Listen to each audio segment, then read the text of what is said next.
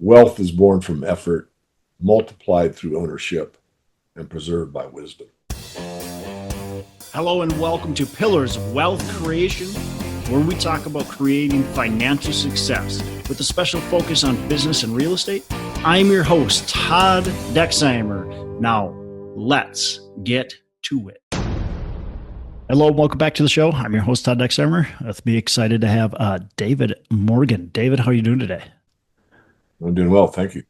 Yeah, well, appreciate you coming on the show. David's with the Morgan Report, and he's one of the world's most trusted voices on precious metals, macroeconomics, and we'll talk about this, but the silent storm building beneath the financial system. So he's been a strategist over 4 decades of experience that's really guided tons of investors through the fog of fiat currency and how the market's manipulated and has the Morgan Report and publishes the Morgan Report, the Silver Manifesto, and also a documentary, Silver Sunrise documentary that's coming here. So, David, with that said, give our listeners maybe a bit more about your background, and we'll dive in.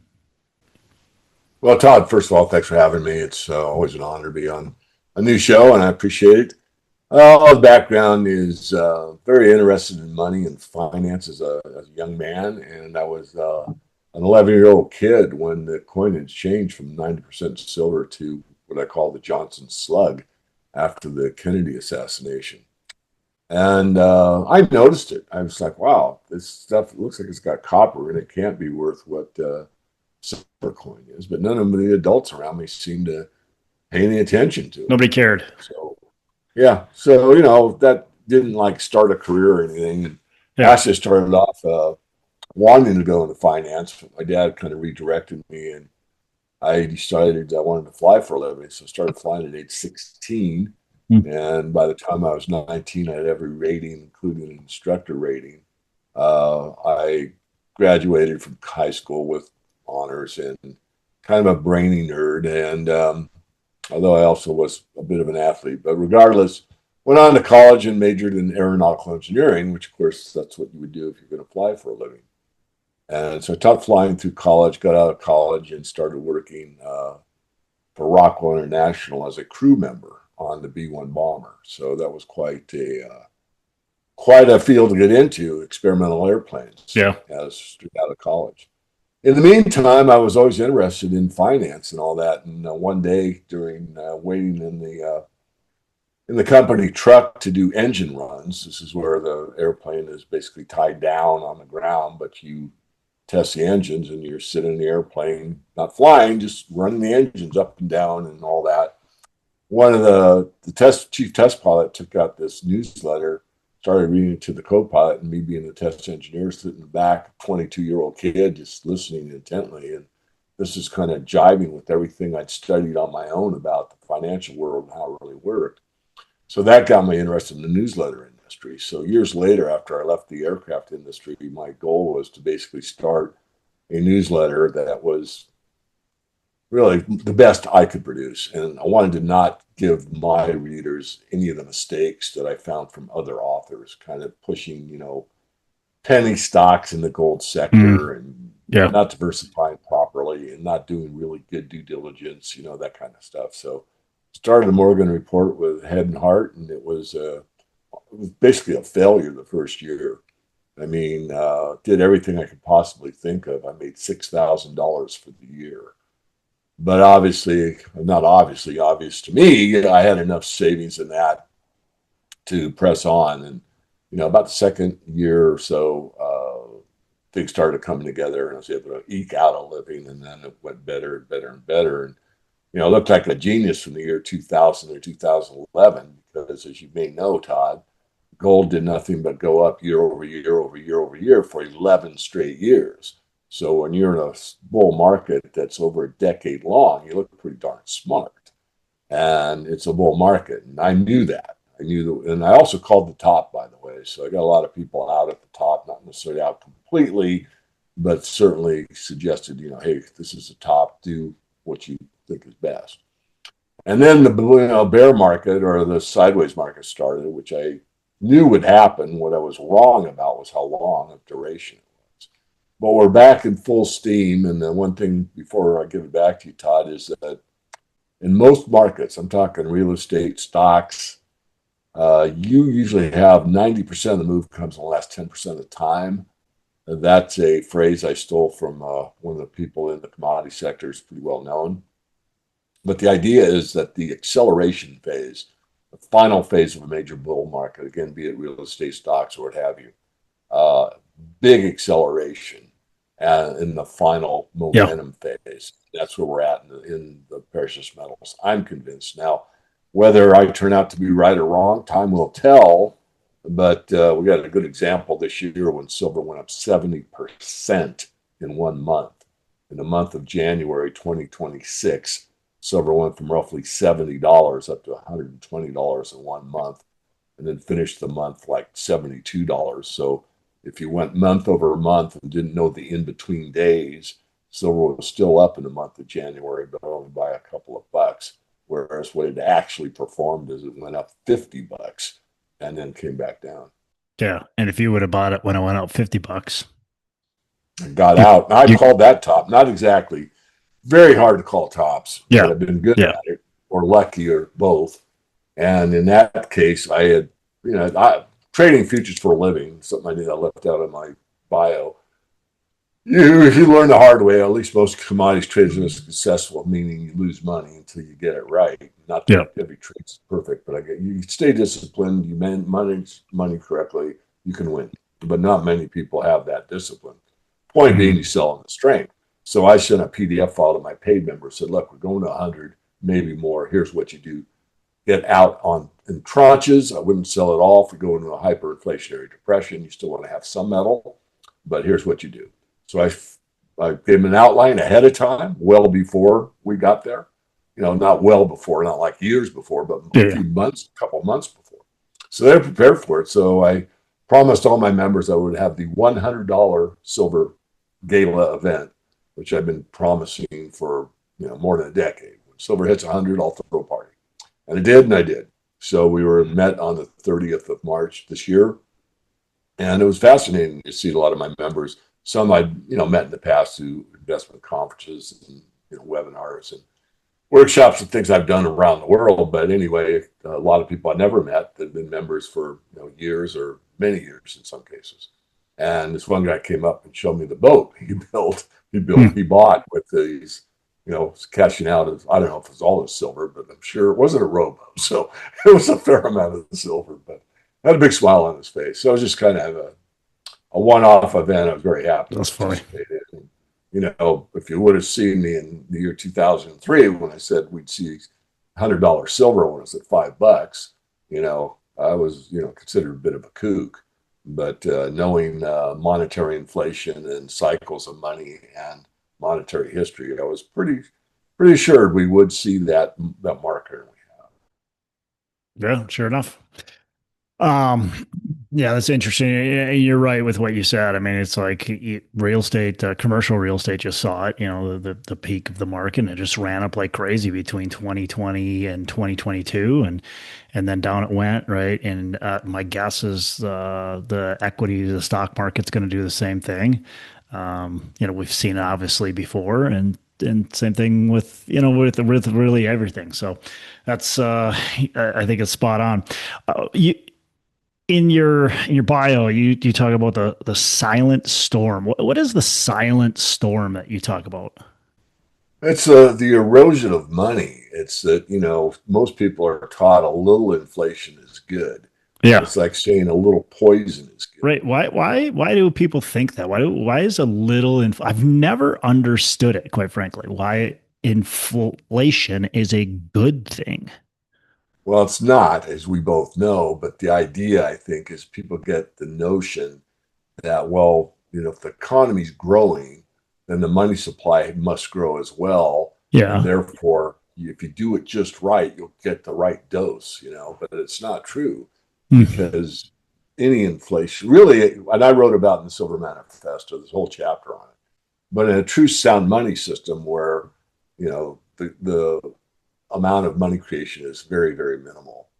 You get a general deflation. So you don't need a financial planner, Todd, because you know that a dollar that you save at age 20 will buy at least a dollar's worth of value when you're 30, 40, 50, or 60. And the facts are, Yeah. in a sound money system, that the dollar you saved at age 20 will probably buy you a dollar 20's worth of stuff when you're 60, because you get a gentle deflation because of the human ingenuity. I mean, the old adage, make a better mousetrap. So the iPhone, 10 is better than the iPhone 1. Yeah. The Yeah. cost is about the Technology same. should make So things cheaper. you get cheaper. So you get a better product for the same cost. Yeah. So therefore, you get a better house at the same cost, a better car at the same cost, and that type of thing. Well, However, it makes think of how much more efficient people are today as far as work goes, but yet things cost way more. It's like inflation just it has eroded all technology that has made people more efficient. It just wild to me. well, just on the money thing, because I don't like to class, just for the record, I am equal disdain for the political class at large. I'm You and not me both. fond of red or blue. I hate them all equally, or dislike them is probably a better word than hate. Hate's too strong a word, but I dislike them all. Yeah.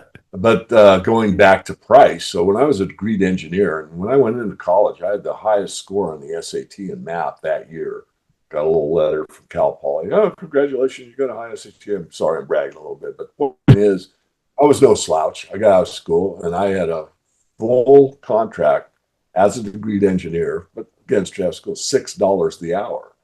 Now, if you would have told me, when I was retired or semi-retired, like I am, that someone at McDonald's gets $18 an hour, Yeah. I would have said you're out of your mind, but no, you're not, because that's basically what it is here in the state of Washington or thereabouts. So all I'm doing is people that say, oh, we got to raise the minimum wage, don't know what they're talking about because they don't understand inflation. It's not setting the right wage, it's setting a money that has value. So, for example, when I was in high school, I could buy a gallon of gas for like 20 cents. Well, I can take two silver dimes and change them into fiat, and that's going to be over $6. So I can still buy a gallon of gas for 20 cents. But that's because that money holds value, whereas fiat money or paper money does not. Hmm. It, is it true? I read something and I can't remember exactly, but it is when the Fed was started, that's when inflation really actually started. Is that accurate? Pretty true. I mean, when the Fed was founded in, December 24th, 1913, and there's still questions whether they were really validly enacted or not, but that's another story. They it maintained pretty much a gold standard for a while, Yeah. but behind the scenes, they were creating more paper than there was gold to back it up, and that was going on almost from day one. And then, of course, as things went and they expanded the money supply by printing wealth, even though it was purportedly gold backed, it really wasn't. Again, because it's more paper. Then you had the Roaring Twenties, so you had extreme excess, and the extreme excess, again, that 90% of the move in the last 20 or 10% of the time took hold in the Roaring Twenties, and then you had that blow up, and then you had the Great Depression followed through with the crash of 29 and the ensuing hardships after that. So the government wanted to reflate, but since they were gold back, the only way that they could do it was to nationalize gold by saying you must turn it in. We're going to pay you the going rate, which was $20.67 to be Mm. exact, the ounce.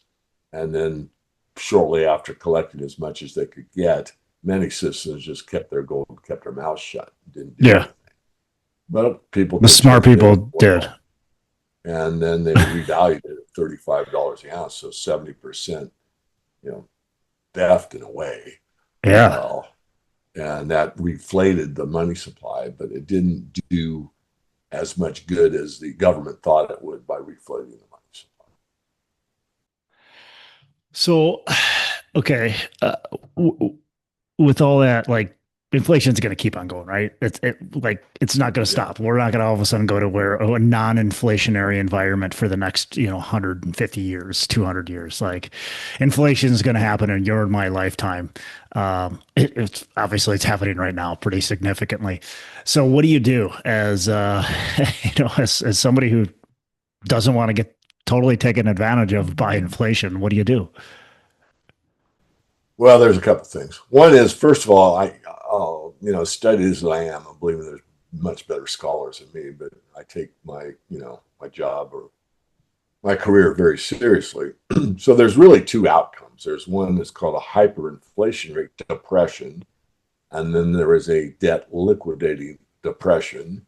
So I emphasize the word depression in both cases because in one case, the hyperinflationary depression, it's Zimbabwe, it's the Weimar Republic, it's Yeah. Argentina, it's Venezuela. This is where the currency literally is worth so little that it is in the gutters and people will not pick it up and use it Right. because it's useless. Now, that's the direction we're heading. In fact, every one of my friends did a better Do you study think than that could I happen here? on. It's possible. I can't rule it out, but it's very doubtful.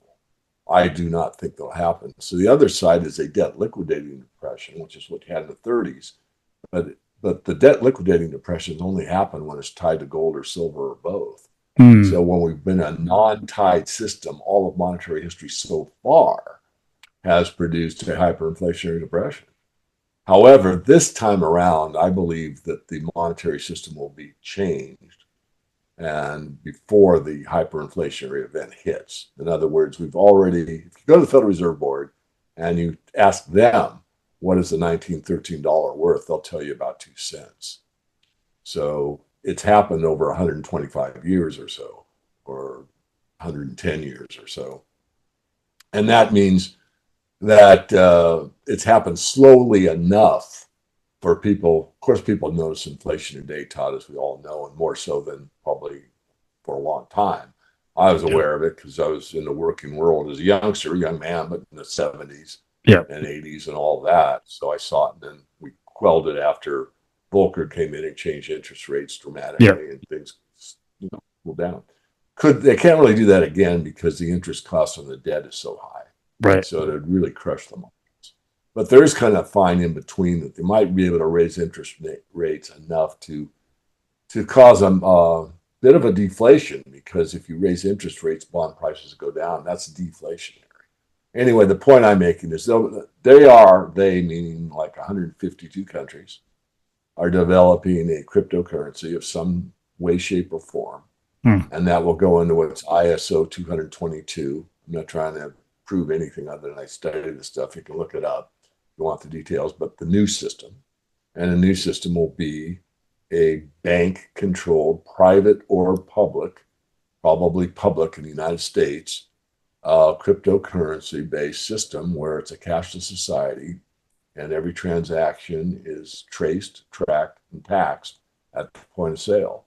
And what's really bad about that is not only you lose all anonymity, you have no privacy whatsoever, Right. but also the fact that they can program the money. Yeah. So if you are in a situation like in China, based on a social credit score, you may be doxed basis your political belief system. Mm-hmm. And if you're someone like me that dislikes both parties and thinks that the political class is bought and paid for, and they basically do what the corporations tell them to do, and the corporations do what the banks tell them to do. I'm a big believer from the top down that money is power. And if you believe what I believe, that money is power, then if you have power over the money, you have power over basically everything, which is the way I see the system, which means that the banks run the corporations that run the politicians. Anyway, I digress. But the point being, we are in a system that will be changed, and the banks will have more control than ever, more power than ever. In fact, it'll be programmable where if you, Todd, eat too much meat, your carbon footprint is too great, you might not be able to drive your car outside of the 15-minute city, or you might not be able to buy another steak dinner when your mother has a birthday party and that's her favorite thing to do. Not saying that will happen, but that's already taking place in China. So it's very It's scary. the reality that it could happen, right? And that's the Good. I think It that's the could. danger Absolutely. of the digital currency and what you just talked about is that it could happen.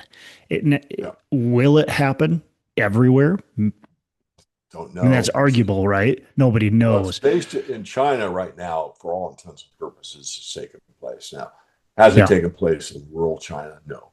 But in all the major cities, so for like 400 million, 500 million people, everything is done by Tencent or WeChat. Everything is done over the phone. In fact, you Mm. can go to a convenience store in China and you don't even have to show your phone to get in because the facial recognition system knows it'll allow the door to unlock. There's no clerk in the store whatsoever. Mm. So the door opens based on facial recognition. You walk in, you get a Pepsi and a bag of chips, which is a metaphor. I'm not sure what they do in China. I'm sure they buy, junk food there as well. But the point being, they walk in, they take what they want, they put it on the counter, and it's scanned automatically, and then they use their phone to pay for it. But let's say they forgot their phone or their battery's dead. It doesn't matter because it'll take a handprint in many of these stores and it'll allow you to pay for it that way. Yeah. So But sounds the really chip, cool, by the way. yeah, It is really cool, it is. but And what are you giving up? You're giving up an awful what are you lot. giving up? Yeah. You And can't what are have the you can't potential give a implications? can't give a birthday card to your granddaughter with a $20 bill in it. Yeah. I mean, you can right now, but in the future, no. You couldn't do it in China. Everything. And you couldn't do a yard sale or a flea market or any of that stuff. I mean, the cash system will be gone. Yeah. And that's the banker's dream is to be able to control every transaction, monitor every transaction, tax every transaction, and have no privacy whatsoever.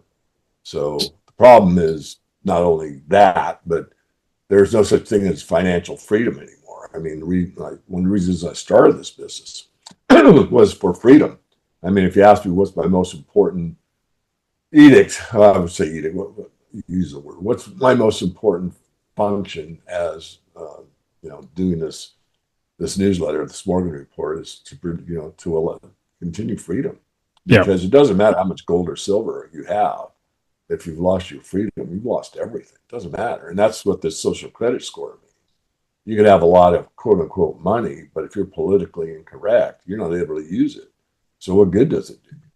And the same thing with the gold and silver situation. I mean, if they're under complete control and you can only allowed to spend so much, or they cut you off from traveling or a certain food supply, steak, for example, you could have it, but only so much per month because that's what we dictate you can have.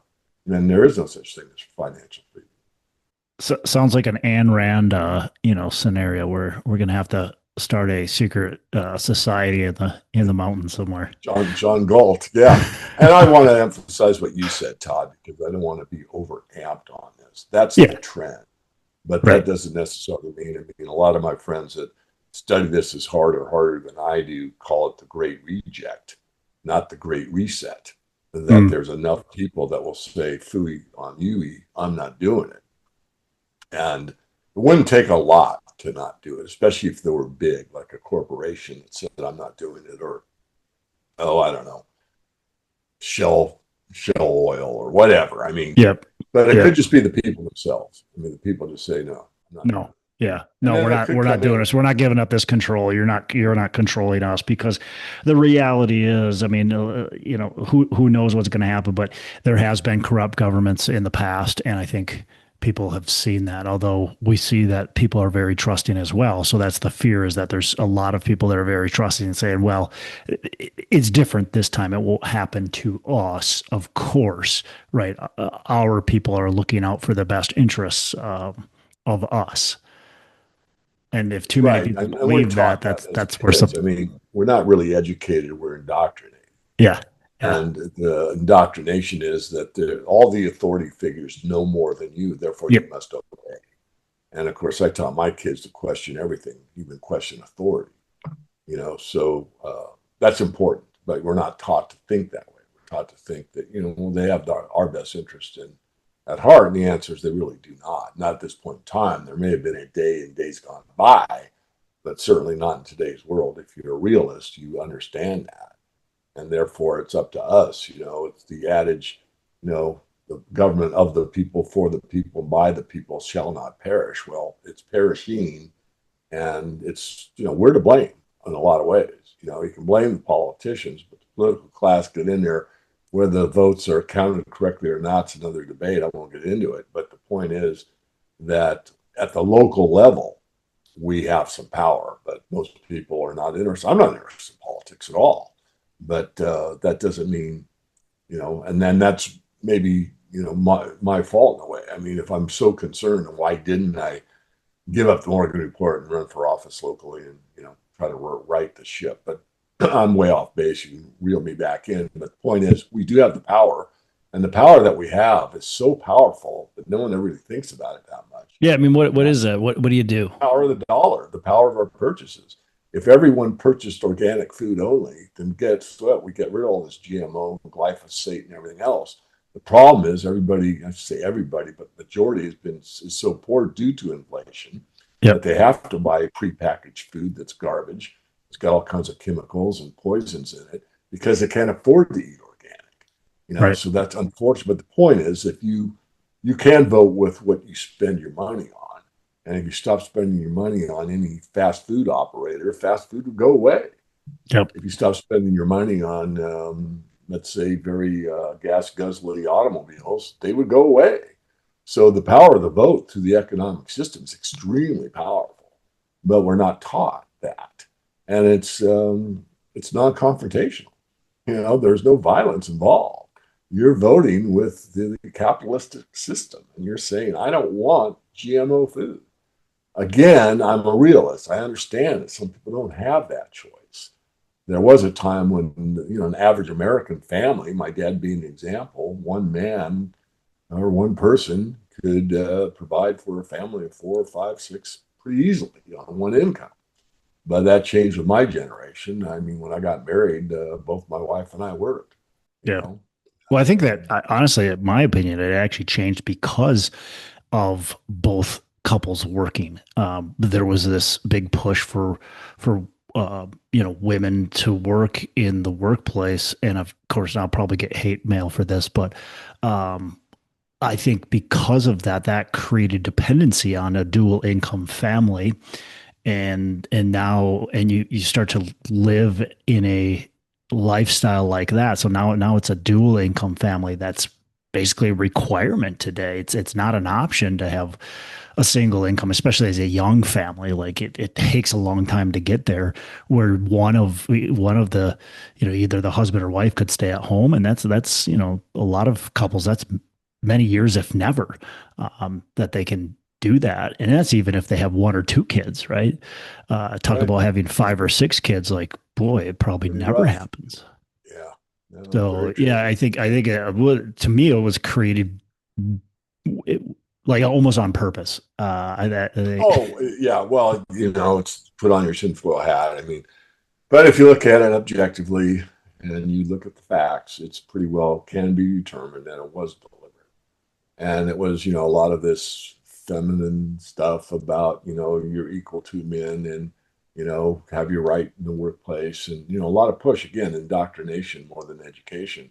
I mean, if you go back to like the 1880s or thereabouts, early 1900s, I mean, the idea was that the woman is so sacred, such an honor to bear children, that it was men's duty to not only protect but provide for them, so that they had the full responsibility of something so sacred as to raising children, that it was honored by everyone, and everyone understood it within that context. Yep. That we honor you, that we're working hard for you, that you are providing, I wouldn't say a service, you're mothering, you're bringing up the household. I'm the protector and provider, and of course there was a much more of a union as far as, grace at dinner, pray or not. I didn't want to get in that genre too far, but that the spiritual head was the father and that the mother was totally honored. But now, if you don't work, you're not worth what a man is. Well, we're created different for a reason. Right. And there's a reason why it works better in my view, I'll say it that way, for a traditional situation. Because look at how many people, male or female, both parties working, that just cannot just have to get up and grit their teeth, go to work every day. They don't like their job. They don't like their boss. They don't like the commute. They Yep. don't like the way they're treated, but they're locked in. Yep. They They're locked they in. can't Yeah. make the mortgage. Yeah. It's the Uh, reality of it's the reality of the environment right now, the economy. All right. I want to ask you, when with this newsletter and you're guiding, tons of investors, um, what are you telling investors to do right now? What are you telling people to do with their money? What are you doing with your money right now that you think is working and will work here in the future? How do you see things right now? what's pretty much as I see things right now, pretty much as I saw them from the very beginning. So let me start with the opening thing. I mean, the basic difference between making money and keeping wealth. Most people focus on their income. Yeah, Wealth is sure. accumulated through ownership and productive assets. As an Austrian economist, which I lean that direction, we do not measure capital as far as money, like how many gold coins you have. Capital to us is the means of production. So Mhm. who's the most productive on the planet? The Chinese. It just seems that every time the most productive nation state is also the one that accumulates the most gold. If you go back in a brief monetary history, the British Empire was the most productive for a very long time. They owned most of the gold. And then after World War II, the United States was by far the most productive, and they had most of the gold. Now China is the most productive, and they have most of the gold. So I digress to give you a brief look. But so wealth is Is preserved gold through is sound gold money. actually? Are you talking real gold? Like, are you saying gold is still important today?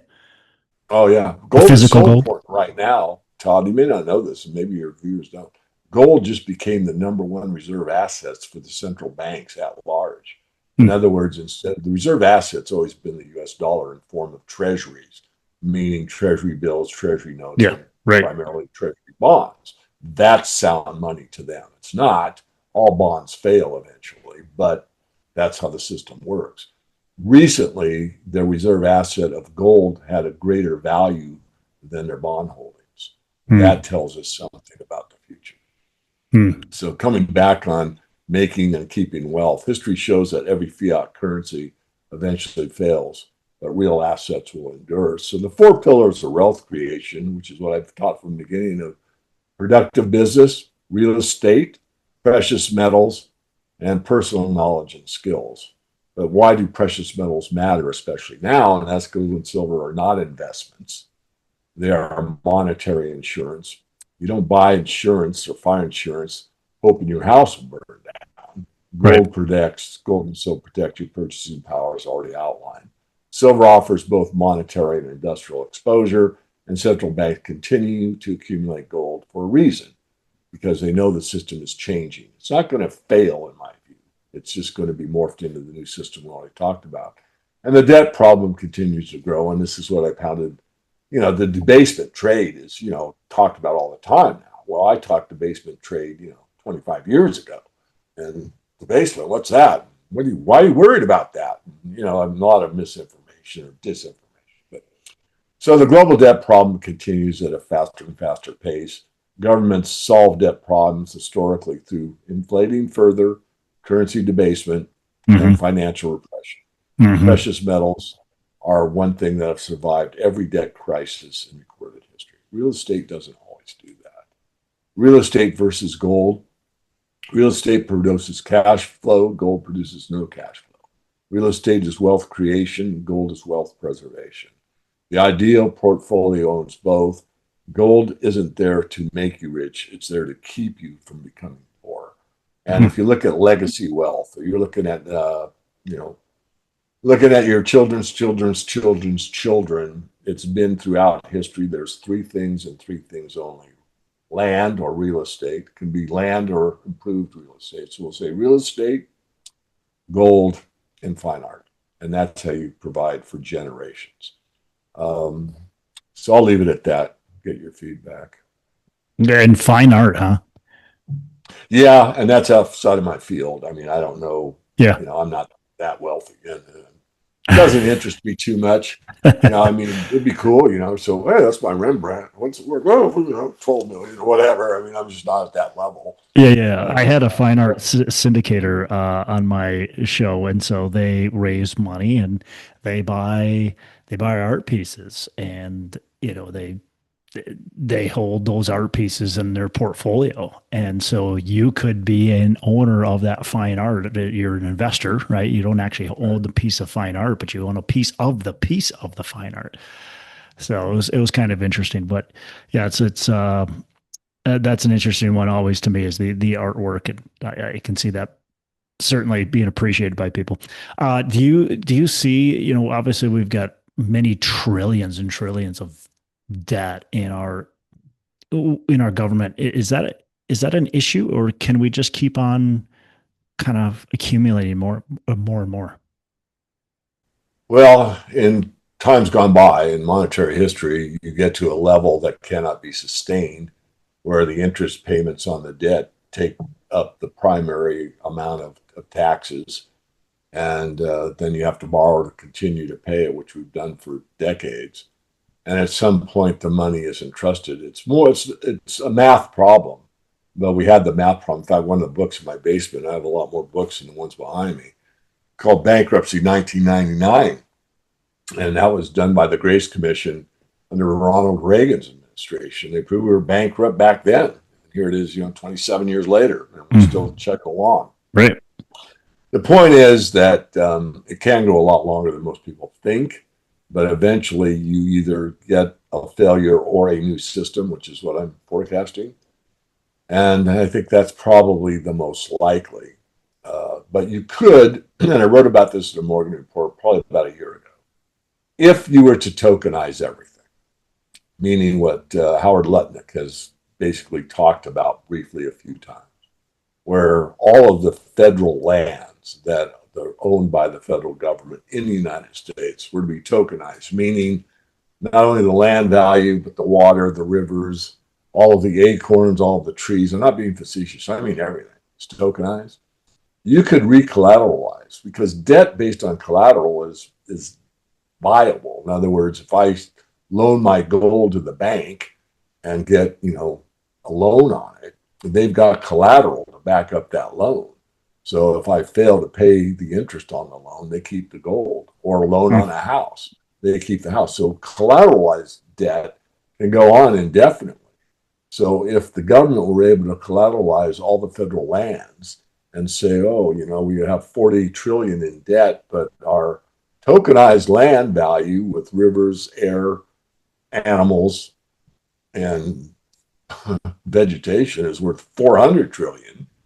You could just keep this thing going for a much longer time. Oh, yeah. Because now you have collateral backing the debt. So I wrote about that.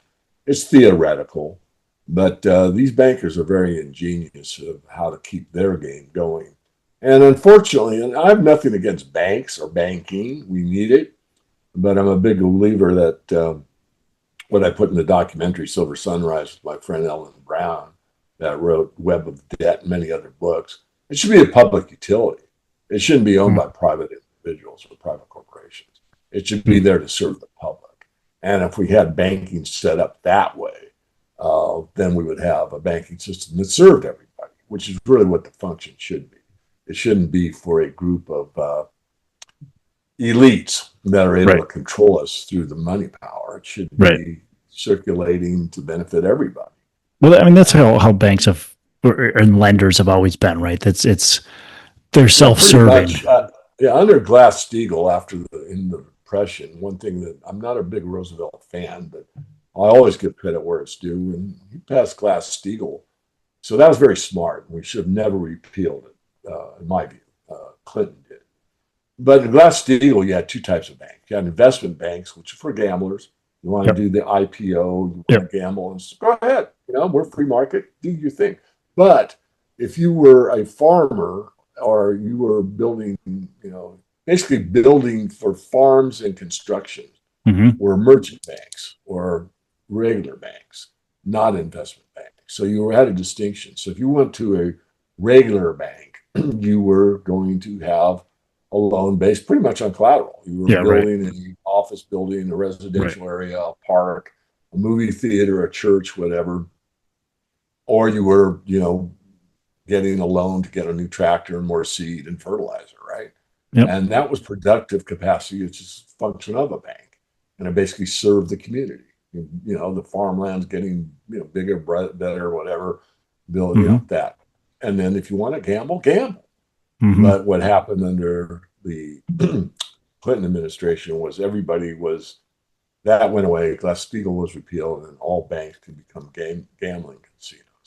And gambling casinos will only go for so long. And of course, they serve the house, not the participants. So all of us participants are getting less than we should, and the owners are getting wealthier and wealthier. When you have a Yep. very big bifurcation of 1% owning like 80% of all the wealth or thereabouts, that's the seeds of revolution. It's happened over and over again. Yeah. And so people just can't take it anymore. They can't take it anymore. If they have nothing to lose, they lose it, as Gerald Celente says, and he's correct. So I'm not forecasting that. I'm just saying the trend is there. And, you can see the frustration in the working class. If you're working let's say you both work and maybe one of you works 2 jobs and you still barely make it. I mean, that's very frustrating. Mm-hmm. And so what do you do? I mean, you keep on keeping on, I suppose, but, enough of it happens. So why am I even doing this? Mm-hmm. And that's very, very sad. But and sound money doesn't fix everything, but it certainly does better than any other system. So the Yeah. capitalist system is not really at fault. And people say, well, of course it is. We need socialism. The point is, we haven't had capitalism in this country in Yeah. a No. very, very, very long time. What we have is not even close, and yeah, you see more and more people pushing the socialism, but it's like you said, though, things are broken, and you got these families that are struggling, and these people that don't see how they can ever buy a house, they don't see how they can ever get ahead. They they look at the baby boomer generation and just there's a lot of hatred between generations, and it's interesting. It'll be really interesting, in my opinion, what happens over the next couple decades. With technology and how that impacts things, and how it impacts the younger generation, and of course, baby boomers passing and where's their wealth going, and I just think there's so much at play here. It's going to be really interesting. What happens over the next, like I said, 2 decades, maybe longer, maybe less. But things are going to change. I really think things are going to change, and hopefully for the better, not for the worse. But I think one thing, in my opinion, that's true is it's not going to be the same today as it will be in a decade or two. The pendulum swings both ways. Yeah. And, I think it's going to start swinging the other direction. If you're really, really hungry and you're in a soup line, you really don't care what your pronouns are. I'm not trying to offend anybody. I probably did, but that was not my intent. My intent was what's really meaningful in the Yeah. human experience is not necessarily what political class you believe in. When you're hungry, a lot of that stuff is like when someone dies. Usually if someone close to you really love passes on, you usually have like a bit of a reset. It may only be for an hour during the service or whatever, but usually if you love that person, it's kind of what is important. Yep. And you get to those type of questions that we all face, sometimes multiple times, sometimes some of us think about it all the time. The point being is that you get real. I used to close out my podcast with get real, buy real, be real. And that was important to me, that all of us are authentic and that we're coming from the right place, the head, the heart, and the hands. We're really an integrated human being in the fullest sense of that. And now that we're all addicted to social media, if someone does some kind gesture, or whatever, if you're too busy looking at your phone, you can't really look them in the eye and feel their heart and say thank you. I try to make a point of doing that, wherever I'm at, the gas Yeah. station, the barista, Yeah. food counter, the grocery store, whatever, because, if you're inhuman, what's the point of being human? So anyway, I digress again, but it's sad for me to see that purportedly, as Einstein said, and I don't know if it can be verified, he dreaded the day where technology exceeded our humanity. And that's one of the reasons I made Silver Sunrise, to try to get us back into rethinking what is important, what the human experience is all about, and why stuff outside of ourselves isn't really the way to measure success. Yeah. Yeah, very true. Very true. Yeah, man, technology brings a whole nother aspect to it, but you're right. I mean, sometimes I feel like there's going to be also that maybe revolution where people are going to be like, well, I'm done with my phone or social media or whatever, all this like stuff that's controlling me. And I need to get real with people again. I kind of hope that revolution happens, quite frankly. Like sometimes I just want to throw mine in the lake and never look back, right? Just be like, you're gone. See ya. If you got to get a hold of me, send me a letter. Uh, Yeah. I'll open my mail, and then we can be pen pals together because I don't want my phone anymore. Or let's come over to my house and let's break some bread. So, but yeah, I digress as well. David, I got a couple last questions before we wrap up. What's a favorite book you can recommend to our listeners other than your newsletter and your own stuff? Yeah, I would say Murray Rothbard is a hero. He's an Austrian economist and one of the best known. Very small book, very good read. What has the government done to our money? I would recommend that as a primer for anybody to kind of understand. Because a lot of people don't understand it. I mean, it's like Most they people know don't. what's going on. I'm working harder than ever, but I'm getting less than ever. But the number that I make in the year is a bigger number than I ever saw before, and yet I'm poorer than I've ever. So what has the government done to our money would be highly recommended. Yeah, man, so many thoughts on that. Actually, it's funny because I just did a solo podcast on kind of some of that too. It's just, it's such a fascinating topic, and we could go on forever. I get you kind of already answered this question, but maybe you have more that you want to say about it. So, the question I always ask at the end is, what are your three pillars of wealth creation? You already mentioned real estate, gold and silver. But do you have anything else? What are your Sure. three pillars Yeah, of I'll throw wealth? it out there. Yeah, three pillars of wealth creation. Number one, produce more than you consume. Hmm. Wealth begins when value flows out Yeah. of you faster than your resources flow into you. In other words, you produce more than you consume, and the creator eventually surpasses the consumer. Number two, own, don't owe.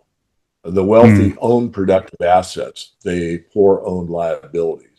Freedom grows in proportion to what you control and shrinks in proportion to what controls you. So have the discipline maybe to save for the car or whatever. I know that's hard, but that's the idea. Yeah. Just don't get addicted to have it now and pay later. And three, preserve what you build. Making money is common. Keeping money is rare. Throughout history, fortunes have been created by enterprise and destroyed by currency debasement, speculation, and neglect. So, in one sentence, create, own, and preserve. Or Yeah. even shorter, work, acquire, and protect. And Love it. perhaps from a philosophical perspective, wealth is born from effort, multiplied through ownership, and preserved by wisdom. Ooh, the the value just keeps on coming. I appreciate that. That's awesome. David, all right, last question.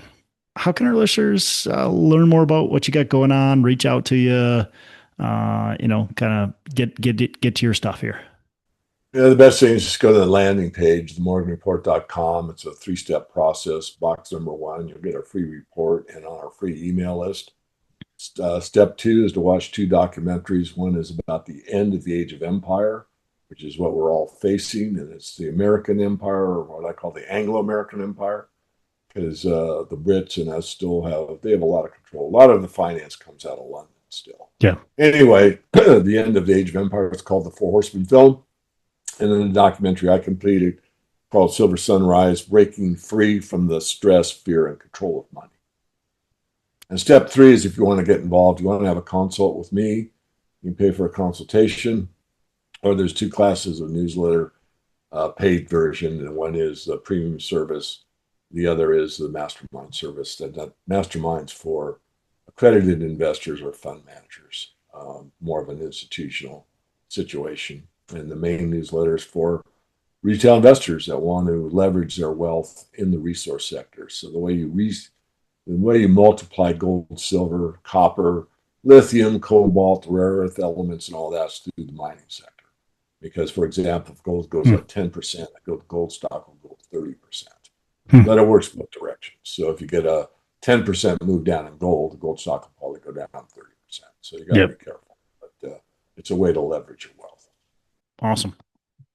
Well, David, again, really appreciate you. Appreciate your time. That's all I got for you. You have a fantastic rest of the day. Will do. Hey, thanks so much for listening. I appreciate you being a loyal listener. I would love to have you go on to our Facebook page and subscribe. Give us a thumbs up. Go on to iTunes or wherever you listen and give us a rating and review. Don't forget to subscribe. Your rating and review just helps us push this out to more and more people and continue to grow our audience and hopefully positively affect a ton of people out there that really need this and want this. So the other thing I've got for you is a free ebook on my website. So go on to venturedproperties.com, and download our free ebook on real estate and on syndication. And I've got some data points in there, some really good stuff for you. So I'd love to have you take a look at that. It's free. I'm not expecting anything from it. And also, look, if you want some help in multifamily, want some help learning, growing, getting your business off the ground, I would love to talk to you about what it would look like to work with me potentially and see if that's a good fit. So you can go to coachwithdex.com and check that out, and we can definitely have a call. Thanks a lot for listening. You make it a fantastic rest of the day. I'll catch you on the next episode.